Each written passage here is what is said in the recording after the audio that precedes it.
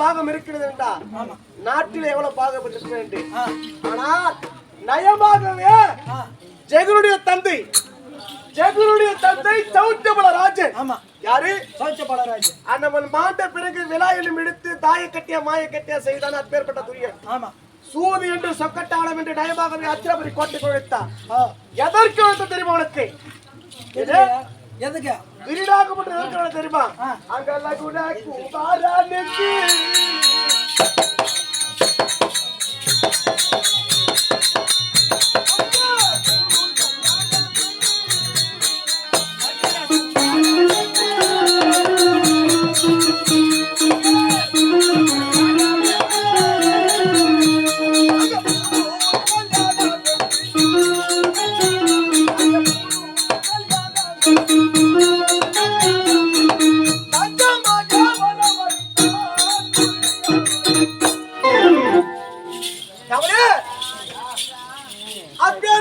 கூட குமாரனுக்கு பூணூல் கல்யாணம் என்ற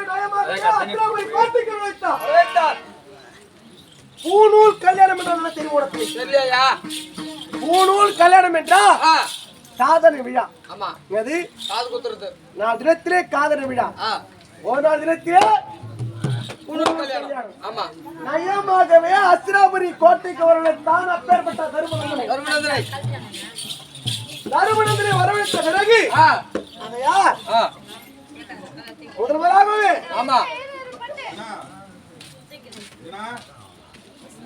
விழா தொடுவதற்கு இன்னும் நேரம் இருக்கின்றது.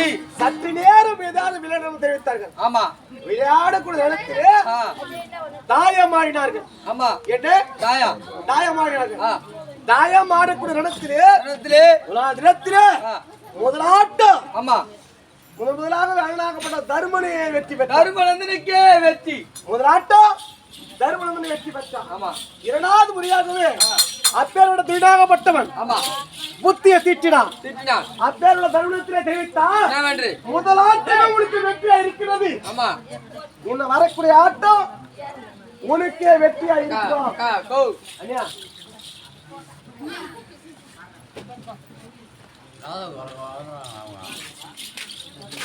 முதலாட்டமே உனக்கு வெற்றியா இருக்கின்றா. வரக்கூடிய ஆட்டம் உனக்கு வெற்றியா இருக்கிறது. முதலாகவே 2வது முறையாகவே ஏதாவது ஒரு பந்தியை வைத்தால்தான் ஆட்டம் சூடு பிடிக்கும். இப்போ ஒரு 100 ரூபாய் போட்டு ஆடுற, 100 ரூபாய் போட்டு ஜெயிக்கிற, மறுபடியும் உனக்கு மனசுல என்ன தோணும்? மறுபடியும் 100 ரூபாய் போட்டானு தோணும். தன்மை போலவே நட்பாசை வந்தது தருமனுக்கு. இது சூழ்ச்சி என்று தெரியாது. துரியோதனன் அப்பேற்பட்ட துரியனாகப்பட்ட தீட்டினான் தெரியாது. ஆகையா இடாமுறையாகவே ஒருவராக மணிமுகத்தை வைத்தாயினான், தோற்றான். வெங்கல புயத்தை வைத்தாயினான், தோற்றான். மார்க்கவசத்தை வைத்தாயினான், தோற்றான். நாட்டை தோற்றான், நகரத்தை தோற்றான். அப்பேற்பட்ட அன்னதம்பிகளை தோற்றான். உப்பு சட்டி வரத்தை அழுத்துமே பறித்து கூட பிறகு மாலையிட்ட மனைவி தாலி கட்ட போனடி அவன தாயத்தில் வச்சு ஆடுறது இருக்கிறானா வச்சானீங்களா? ஆனா இவருடைய அந்த தருமனாகப்பட்டவன் அப்பேற்பட்ட தாயத்தில் இரண வைத்தான். ஆடக்குடத்திலே தாயம் ஆட பொழுது அப்பேற்பட்ட திரௌபதி தோற்றான். எதற்காக திரௌபதி வைத்தாங்க தெரியுமா? இப்படி ஐயா இட்டதை அனைத்தும் மீட்க வேண்டும் என்றுதான் திரௌபதி வைத்தாய். ஆனா திரௌபதி தோற்று விட்டான். கடைசி ஆட்டம் அதற்கு விடுத்துல ஏது ஒன்ற பந்தயம் கிடையாது. ஆகையால் தினத்திலே நான் சொல்லக்கூடிய வேலைதான் செய்ய வேண்டும் என்று 12 வருட வனவாசமும் ஓராண்டு அஜ்ஞாதவாசமும் கானகத்திலே கழித்து வேண்டும் என்று கட்டளையிட்டான். கானகத்திலே கழித்து வந்தோம். கானகத்திலே உண்ணுவதற்கு சாதம் இருக்குமா? இருக்காது ஐயா.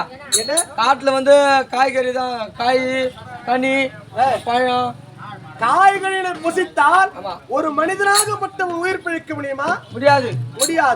அத்தன்மை போலவே உயிர் பிழைத்தாலும் பலம் இருக்காது, பொருந்திவிடும். அப்ப என்று என் அப்பேற்பட்ட மனைவியாகப்பட்டவள் திரௌபதி என்ன செய்ய தெரியுமா? என்ன செய்தார்? அண்ணனை துதித்தார்.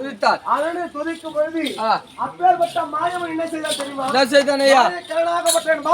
மாமா ஒரு அச்சய பாத்திரத்தை ஒன்று கொடுத்தான். அச்சய பாத்திரம் தெரியுமா? அச்சய பாத்திரம் என்றால் அல்ல குறையாததுதான் அச்சய பாத்திரம். இப்படி பாண்டவருக்கு சாதம் கிடைக்குது என்றால் அச்சய பாத்திரம் இல்லாவிட்டால் சாதம் கிடைக்காது. ஓராவது தினத்திலே அப்பேற்பட்ட பாண்டவர் சாதம் உண்ண பிறகு அப்பேற்பட்ட அச்சய பாத்திரத்தை கழுவி கவுத்து விட்டார் திரௌபதி.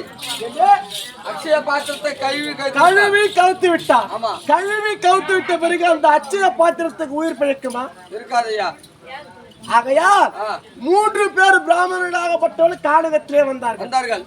கானகத்திலே வந்த பிறகு பசி என்று கேட்டார்கள் பிராமணர்கள். பசி என்று கேட்ட பிறகு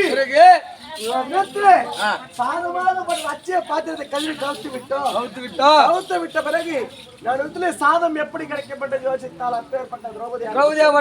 ஆனால் இருந்தாலும் அந்த அச்சய பாத்திரத்தை திருப்பி பார்த்தால் அந்த அச்சய பாத்திரத்திலே ஒரே ஒரு பருக்கை மட்டும் ஒட்டி கொண்டது. பருக்கை என்றால் ஒரே ஒரு சாதம். இந்த ஒரே ஒரு சாதம் ஒட்டி கூடாது. அந்த சாதத்தை எட்டி பார்த்த பிறகு மாயக்கண்ணன் உருவம் தெரிந்தது. அன்றைக்குதான் தெரிந்தது பஞ்ச பாண்டவருக்கு உரிமையாக இருப்பது அப்பேற்பட்ட மாயக்கண்ணன். 7 வயது வாழக்கூடிய சொல்லக்கூடிய மாயக்கண்ணன் பஞ்ச பாண்டவருக்கு உரிமையாக இருப்பது. ஆகையால் இன்றைய தினத்திலே ராஜ சபையில அழைத்தது ஐயா அப்படியா? 7 நாட்கள் சென்ற பிறவி 8ஆம் நாளும் 8ஆம் நாள் ஏவல் விட்டார்களாம். ஏனென்றால் நாடாக சென்று இந்த பஞ்சவர்ண கல்யாண பிறவி பூஜை புரஸ்களை வாங்கி வர வேண்டும். 8வது நாட்களாக புரியாகப்பட்டு திரும்ப வரவில்லை. நீ வேகமுடன் சென்று புரிவை மீட்டு வர வேண்டும். ஆனால் தினத்திலே இந்த நாடாகப்பட்டது அசுத்தமா இருக்கிறது. 18 பாரத நாடாகப்பட்டது ரத்தம் ஒழிக்கிறது. நாடாகப்பட்டது சுத்தமாக இருக்க வேண்டும் என்றால் அப்பேற்பட்ட பத்ரிகை நாடு நாட்டிலே எவனா சூழல் இடத்திலே அப்பேற்பட்ட பஞ்ச கல்யாணி இருக்கிறது. கொண்டு வந்து பெருத்ததோ தர்ம ரஸ்மயோகம் செய்தான். நாடாகப்பட்டது சுகசேகமா இருக்க வேண்டும். அண்ணாகப்பட்டவன் இப்பேற்பட்ட தர்ம ரஸ்மயோகம் செய்தான். செய்த பிறகு 7 நாள் சென்ற கூட வீடு திரும்பிவிட்டது. 8வது நாள் சென்ற கூட என்ன வீடு திரும்பல. ஆகையா அண்ணாகப்பட்டவன் எங்கிருந்தாலும் இந்த நாட்டில் இருந்தாலோ சென்று கூட மீட்டு தெரிவித்திருக்கிறான். நான் எங்க செல்ல வேண்டும்? உறவையை தேடி வர வேண்டும்.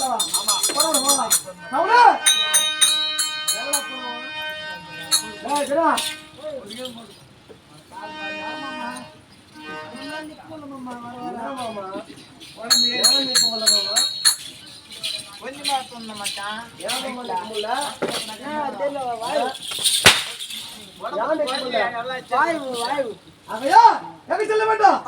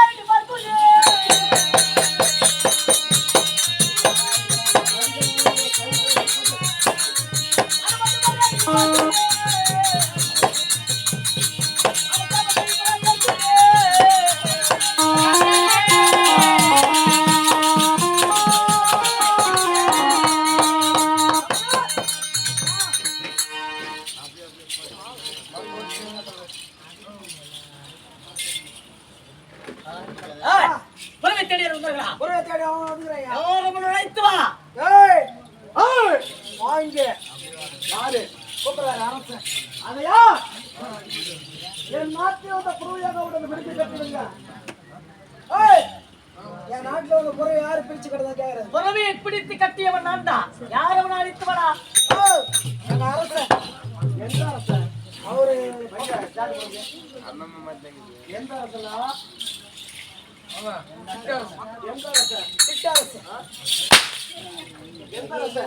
அவரே தான் ஐயா.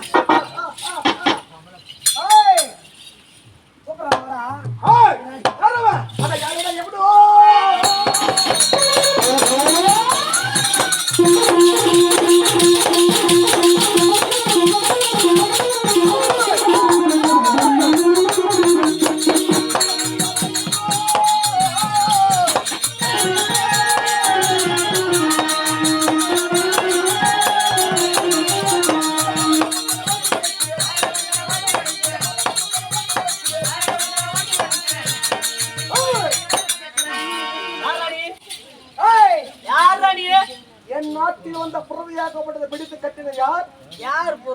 என் நாட்டு புறவை.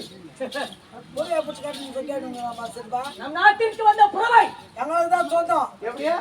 புறவை எங்க நாட்டு நாடி வந்தது, அதனால பிடித்து கட்டி விட்டோம். எப்படியா பையா? இப்ப நேத்து கூட தான் உங்க அம்மா என் கூட நீ வந்த, எங்களை சொந்தமா உங்க அம்மா? உன்னால முடிஞ்ச பிடித்து கட்ட வேண்டியதானே? டேய், உங்க அம்மா என் கூட நீ வந்தாடா, உங்க அம்மா எனக்கு சொந்தமா? சொல்றா. என்னுடைய தாயாகப்பட்ட உன்னை நாடி வரும்போது என்ன செய்து கொண்டிருந்த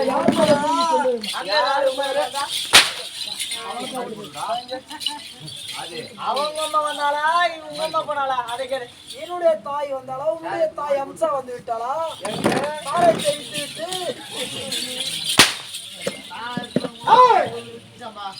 உன் தாயாகப்பட்டு என் வீட்டை நாடி வந்தார், உன் தாய் எனக்கு சொந்தமா? புறவை விட விடாதா? புறவையை கட்டியவன் நான் தான். புறவை விடுக்க வேண்டுமா? அட பிட்டாடா பிட்டாடா.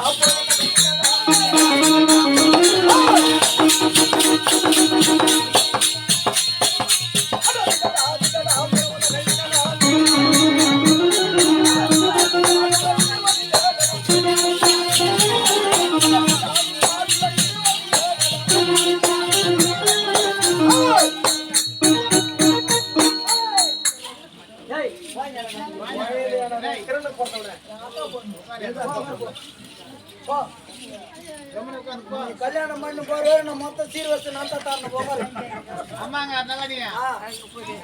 அவையா புறவை